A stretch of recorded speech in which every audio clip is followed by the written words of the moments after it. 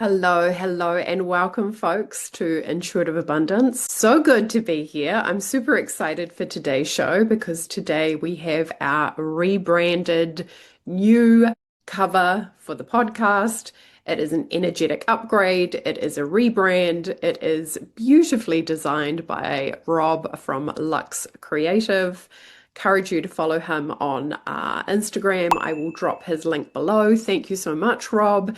Excited to share the update because, of course, if you have been following me for a while, you would know that once upon a time I was blonde and now I have gone dark. And of course, that means updating all your creatives.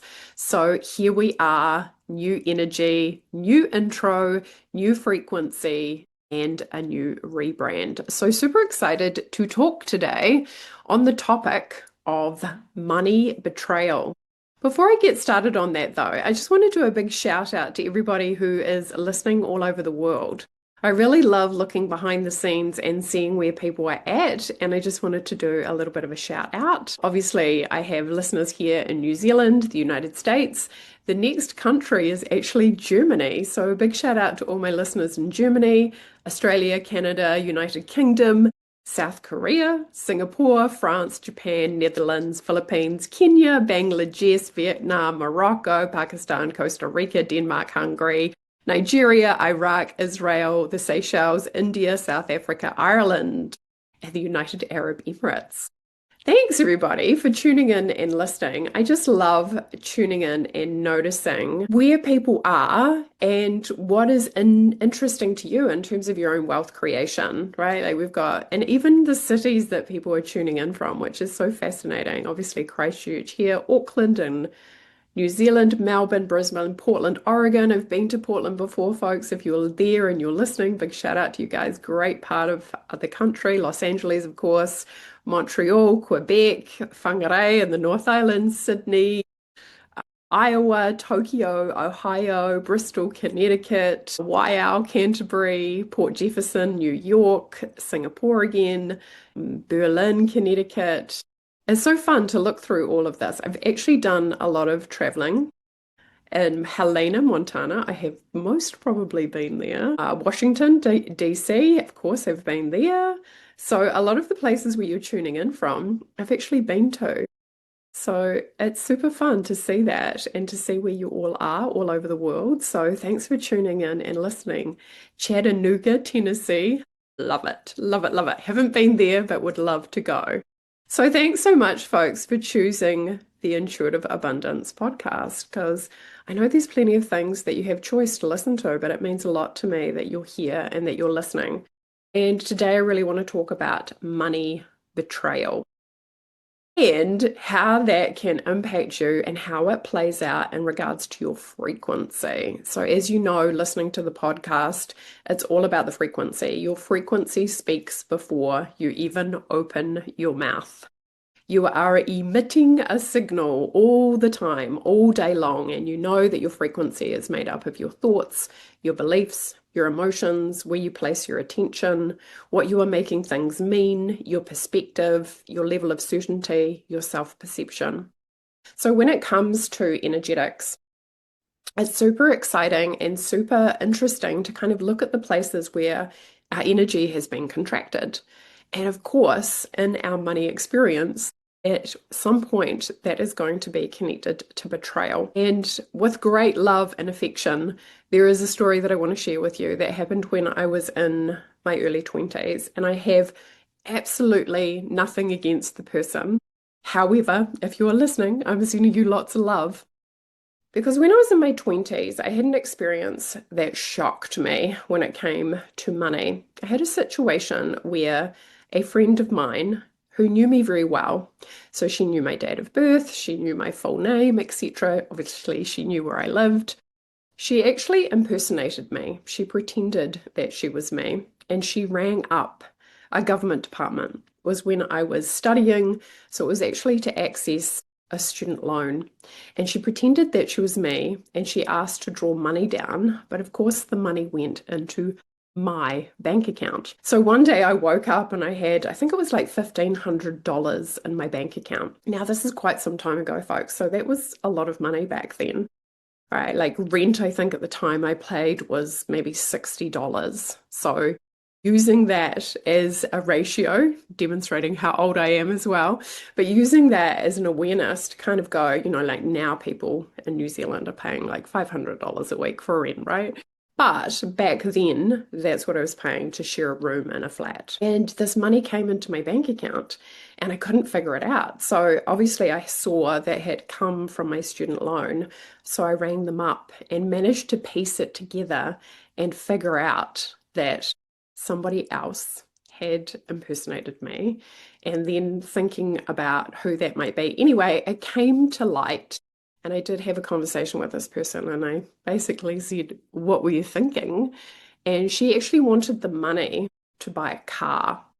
And I remember, like even talking about it now, I can still feel the feeling of kind of shock that somebody would do that. And at that point in time, too, I probably didn't have enough self-awareness to even make a logical decision about it. I was so shocked, folks, right? I was so shocked. I was so taken aback that somebody could do that, that she thought that it was going to be successful, that she thought that I was going to give her the money without even having a conversation with me about it first before a decision was even made. I'm sure you can appreciate it was a crash of my own boundaries, and it was a shocking experience to have. And the shock, the kind of panic, the fear, the feeling of being blindsided, the feeling of betrayal was definitely very present. And of course, it absolutely escalated into an argument. I sent the money back to my student loan, but I did get charged a $50 administration fee. And like I said, rent at that point in time in my life, I think I made about $220 a week. So to be charged $50 was a substantial amount of my income. And I was pretty furious about that because she obviously felt ashamed, but she refused to pay it. So I was out of pocket $50 and, had sent the money back because it was like, well, of course, I'm not going to agree to give you this money because you've lied. You've gone behind my back. Now, this is just an example, folks, of a money betrayal story, but the impact that it has, right? Where you thought that you knew somebody and then they, under pressure, under their own circumstances, they make decisions which are completely contrary to who you are and your value system, and how shocking it can be when we see people show up in a way that crosses our boundaries. And of course, this can happen with money all the time. I'm sure you've had circumstances yourself where maybe somebody said that they were going to pay you and they didn't end up paying you. Or maybe somebody agreed to something and then reneged on the agreement. Maybe you were betrayed by money. Maybe somebody stole something from you. Maybe they painted you as the villain in the story in regards to this is what it looks like when it doesn't actually look like that at all. So I want you to think about times or places where you have felt betrayed by money and how that has played out in your reality. Maybe you had a partner who was hiding information from you and you were in massive debt and you didn't even realize it, and it was putting pressure on your relationship. There are so many different ways that betrayal can show up in money.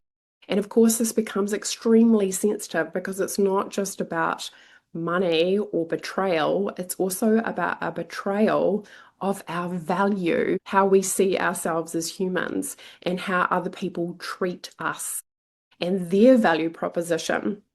And of course, knowing that people are frequencies and seeing them accordingly, it's very easy sometimes for low frequency energy to behave in a way that goes against a higher frequency energy, right? When you're in a low frequency, you're going to make choices where there's more shame or guilt, just like my friend who made the choice to do that because she didn't feel, I guess, safe enough or available to have a conversation to ask me in the first instance if I would agree to that. She was already deciding that I would have said no, so she went behind my back and did it anyway. Now, even reflecting back on that, right? Because your body keeps score, your body remembers everything that's happened. So your subconscious, right, is remembering all those experiences. And this is what happens. When you go to make more, to expand into more abundance, to grow your business, to call in more clients, what can happen is your subconscious and your body remember all those experiences. And if they perceive them as negative, then it can literally stop you from calling in more because there is, and this is what we have to realize, there is a mental association with your desire, but there's also a subconscious one. So the mental association is always, of course, I want to create more. Of course, I want to step into more. Of course, I want to create more abundance. But the subconscious definition of more money could be pain, loss, heartbreak, despair. And then the subconscious, as we know, wins. And this is why we can end up feeling like we're driving with the handbrake on, or we're not creating the outcomes that we want, or we're not creating the outcomes that we want in the time frame that we want, because literally our subconscious has this definition of more money as a threat, as painful, as negative. And it's actually trying to protect you from that. So this is why looking at where you have felt betrayed by money is really powerful. If somebody has lied to you around money, if somebody has withheld the truth, and it can lead into money, whether it's directly connected to money or not. I'll never forget as a banking advisor dealing with a couple who it was clearly obvious something had gone wrong because it was a married couple. They were coming in because they were separating.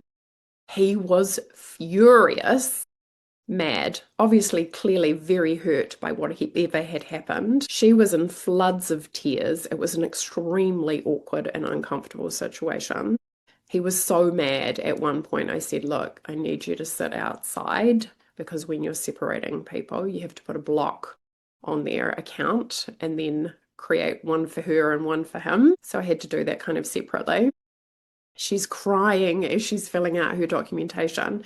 And of course, I can't pry. It's none of my business, but I'm in the full receiving mode of being present to the circumstance. So, obviously on some level, he felt betrayed. He felt like the agreement that he had made had been gone against. And here they were having to deal with their accounts and separating it out and making sure it's fair and it's equal. And you can totally see, folks, when people get divorced or they separate or they fight about money, it's very easy for people to end up feeling like it's not just their partner that's betraying them, it's money, because money, of course, represents value, safety, security to humans. It's very normal for humans to attach to money because they believe it's going to bring them safety. But of course, a piece of paper can't bring you safety. The only thing that can bring you safety is your relationship with yourself and your perspective. But understanding these times and places where there has been broken trust, disappointment, betrayal, they're having a huge impact on your relationship with money. Like you will literally end up losing money if these things from the past aren't taken care of, folks. A while ago, I did a small program called Frequency of Trust. It's like $27 for some audios and an energetic clearing. If you're holding the energy of disappointment or lack of trust or a feeling of having been betrayed in any way, shape, or form in relationship to money, then I highly recommend that you jump in and listen to the audios and do the energy clearing. Because in order for you to align with the version of you who has what it is that they desire, you can't be taking disappointment into your new reality. It's not an energetic match. And this is why it can feel difficult for people because they're not even realizing that they're holding on to all this disappointment. And if you take some time, folks, if you've done work on this before, maybe it's not so much there for you. But if you haven't, you're going to know immediately. Your awareness is going to take you to the times and places where you felt disappointed, right? Like where you've lost money. If you've invested in something and you lost the investment, that can definitely feel personal. It can feel like reality is personally out to get you. Where you have trusted somebody to invest your money and it didn't recoup, it didn't come back, it fell over. It's very easy for us because money is value. It is easy for us to give our power away to that and actually just subconsciously be believing that we're a failure. I made that investment, it didn't work out. How does that reflect on me? I didn't make a good choice. I betrayed myself. And this is why it's so important to actually look underneath the hood into yourself and ask yourself these questions. Disappointment, too, is a very feminine wound, right? Carrying the energy of disappointment. And this is why, as somebody who helps entrepreneurs, like if you're getting onto a sales call and you're still holding the energy of disappointment, it's going to amplify your need to get the client across the line in a sales call, as opposed to just being more neutral and being able to stay in a place where your value remains the same, no matter whether that person says yes or no. Now, this is also the case often too. Like I work with a lot of powerful entrepreneurial women because one of the things, of course, is because they have done so well for themselves, attracting a partner who is at the same level of success and feeling like they don't want to end up giving their resources away to their partner.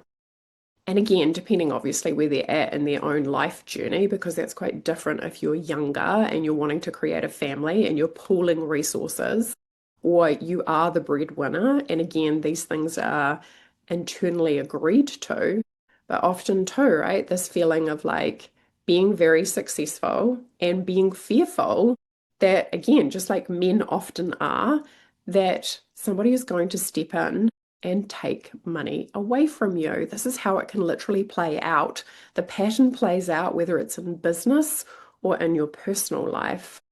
And I would hazard a guess that all of you listening have had an experience where you felt disappointed in relationship to money.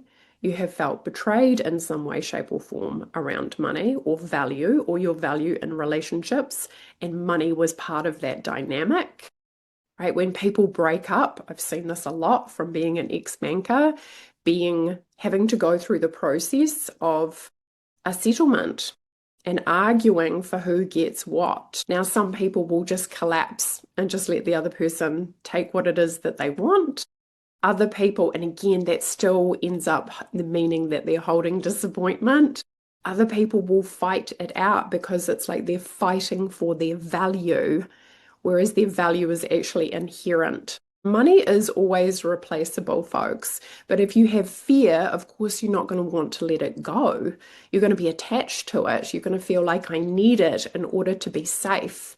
And this is where often those arguments around divorce proceedings or separations, it's often about safety and about value. And people sitting across the table from each other at the lawyer's office don't necessarily see that.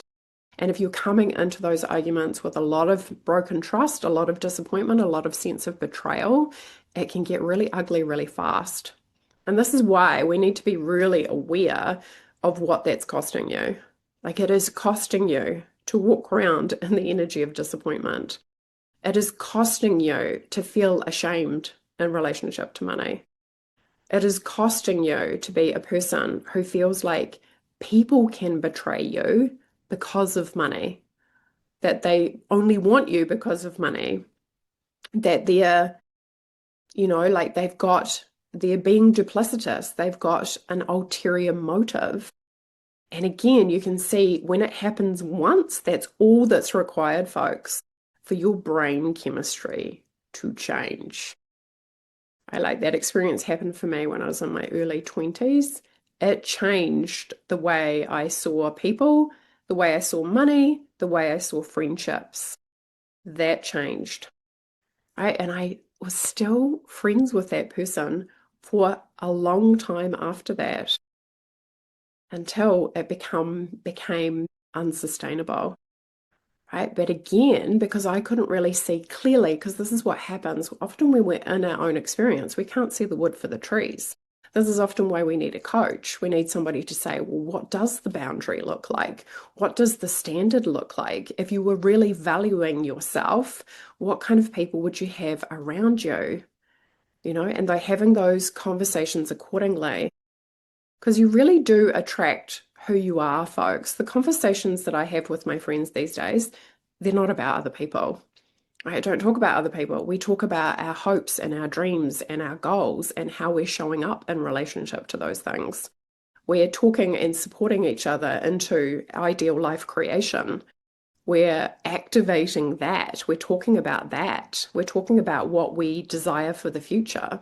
We're not talking about what somebody else did or what somebody else said or who they're being. We might notice it, we might observe it, but we're not focusing our attention on it because we know we want to focus our precious attention on what it is that we want to create. And I have some amazing, highly talented, very high achieving friends, and it is normal for them to behave that way. It is normal for them to be high achievers. It's normal for them to have big desire. It is normal for them to lead themselves. And this is the thing, like a leader doesn't allow themselves to stay in disappointment. A leader doesn't allow themselves to stay in feeling victimized by other people's betrayal. And again, that is just one circumstance that I've shared with you folks. There have been plenty of others that have played out in my reality, just like I'm sure there have been plenty of others that have played out for you. But understanding these dynamics and why it can hit us so deeply when we feel betrayed or disappointed or let down when it comes to money is because underneath it, it is about our value. And most people have not done on their value, which is often why if they make a lot of money, they will literally get rid of it because they're not actually matching it energetically. And again, I've worked with plenty of entrepreneurs in that situation. They're making a lot of money, but they're not holding it because they're not a match to the value of holding it. And that's actually something that needs to be worked through because first step is to make money, second step is to hold money, third step is to live in an ecosystem where money supports you. So you can work less and actually do what it is that you want to do. So you've leveraged your ecosystem of wealth to work for you.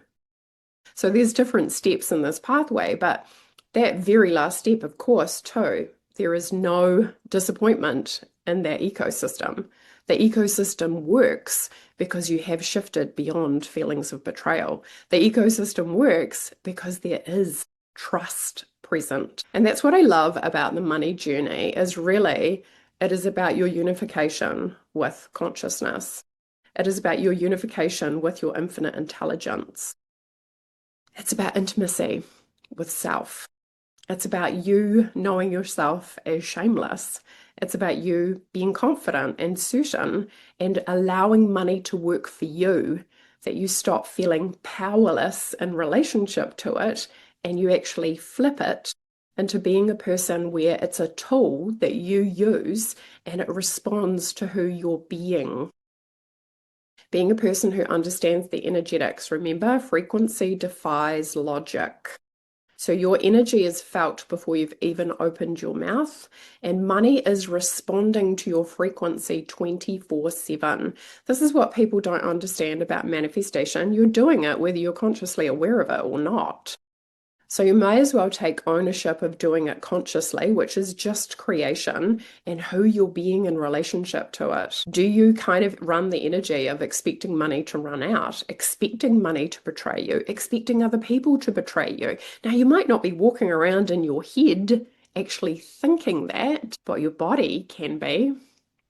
Your body can be like, but I've been hurt so badly in the past in relationship to these things. And if another client steps in, I'm afraid I'm going to hurt them or they're going to hurt me. Those are the two fundamental, deepest fears that people often have, which again is about themselves in relationship to others. What if I hurt them? What if they hurt me? The deepest fears for people, and they're not conscious, folks. We're not walking around going, oh, I'm really afraid I'm going to hurt somebody today. We don't think like that, but your subconscious does. And your subconscious is kind of monitoring your reality and wanting to make you sure that you're safe to make sure that doesn't happen. Like I've literally seen it before for people who've made amazing money and they literally throw it out of their field because they don't want to end up feeling betrayed. I'm not going to let money betray me. I'm not going to let other people betray me. And the thing is, folks, right, when you shift these things internally, you attract so much more, right? And in my money mastermind at the moment, we're getting to the end of the 6 months, so you will see me promoting it again shortly, the FUCK Yes Money Mastermind, right? Because it is a pleasure, right? It is a pleasure to do money, to create money, because when you understand the energetics behind it, it is all about you really trusting, enjoying yourself, living in bliss, living in joy frequencies. This is not made up. This is actually a choice because there's a version of you who's experiencing it right now, and you get to be that person. So, making the choice to become that person by looking at who am I being right now? Am I being a person who's convicted? Do I have complete faith that what I desire is available to me? Now, often what happens is people don't even realize, or people have a terrible relationship with desire because there has been so much disappointment. The one thing that eradicates desire immediately, and that's disappointment. And you can think about that in relationships as well, folks. Have you noticed that the light just goes out in any relationship, a friendship, a love relationship, when you feel disappointed by that person? If it happens over and over and over again, then it's going to extinguish desire. It happens with money. It happens with your dreams. It happens in love relationships because there is too much disappointment present and that needs to be shifted out of the way. But the good news is that when you do shift it out of the way, things can expand. Like there was a lady in my mastermind who, when she first stepped in, she actually wanted to make $1,000 more each month. And her money goal, I think, for the year was like 144,000. She's 6 months in and she's like at 133. Another lady that I'm working with one-on-one who's doing amazing work because she's so willing to look at herself. She's just landed two $40,000 contracts.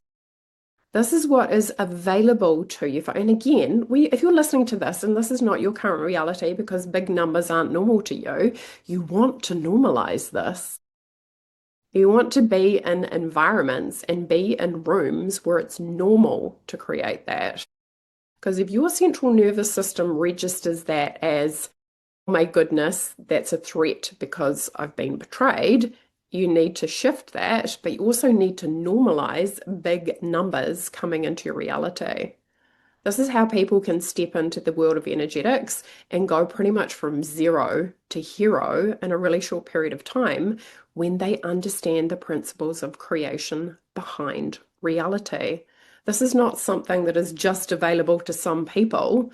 It is available to those who have the courage to look at themselves, to look inside themselves and see what's there, and then leverage into their ideal reality. Which is why I love this work so much. It's so much fun. So folks, if you have any issues with lack of trust, betrayal, or disappointment, I highly recommend that you check out the frequency of trust. We'll drop it below. There is an energetic clearing there, so you're literally going to physically feel different at the end of it because it's shifting old emotional energy out of your energy field. But also too, we talk about what does it mean to be a person who is walking around in high levels of trust. I want you to think about it this way. The version of you who is making so much money Do they trust themselves more than you do currently? And of course, the answer to that is yes. You have to trust yourself. You have to trust yourself so deeply. You have to trust yourself so much that nobody can talk you out of what it is that you're creating. Nobody can tell you different in terms of what you get to have. You're so locked in to what it is that you wish to experience that it literally becomes your reality. But most people wobble. Most people have dissonance. Most people are sending a kind of, you know, not clean frequency. There's dissonance present, which is why their signal is kind of wobbly or off or uncertain or, oh, I just wobbled on my price point because somebody questioned it or said it was expensive or I diminished myself or I'm overgiving. Like these are all the ways that people can end up betraying themselves because they have been betrayed in the past. Their subconscious has adopted a low value attitude, right? People treat me badly, people disappoint me, people betray me, but then it shows up in your work. And you literally end up betraying yourself. You're up late at night answering voice messages instead of actually putting the phone down and allowing yourself to rest and go to bed. Right? If somebody says to you, yes, that's too expensive, instead of like standing firm in the energy of what you're offering, you start to wobble and then start adjusting your price point to try and match them rather than staying locked into knowing that your price point is worthy of every cent because of the transformation that you help people to create. So this is the thing, folks, right? Like knowing that you can help somebody transform, being totally convicted in the power of your work is hugely important because a person who values themselves is rock solid in knowing that. A person who is uncertain maybe doesn't have as strong a sense of self-worth. So these are all things to consider. And of course, disappointment, betrayal, lack of trust is going to show up in your value proposition. And your value proposition is literally sending a signal to the field right now and determining what you're allowing yourself to receive back again. So, time to eliminate anywhere there has been betrayal, lack of trust, disappointment. You have to get it out of your field, folks, no matter where it's occurred, no matter what's happened, right? And often too, right? It will be people close to you, it'll be family members, it'll be loved ones, it'll be intimate partners where this can show up the most because that is where we're all establishing and exploring our own value proposition from when we were children to becoming an adult and then being a person who gets to have what it is that they want. So I hope you found this helpful, folks, because it's worth looking at and it's definitely worth unpacking. We'll put the link below. Thank you for being here and listening to the Intuitive Abundance podcast. I'm always here to serve you in your next evolution. If you'd like to have a conversation with me about what's possible for you and stepping into extraordinary abundance and using energetics to leverage what you're already doing to pop yourself into a new timeline where you're experiencing massive abundance, I'll put a link below as well so we can have a consultation. But yeah, let's talk about what's possible for you when you're willing to shift your frequency because you're not holding the energy of betrayal, disappointment, or lack of trust anymore. I'm sending you all so much love, folks. I'll talk to you soon. Bye for now. Bye.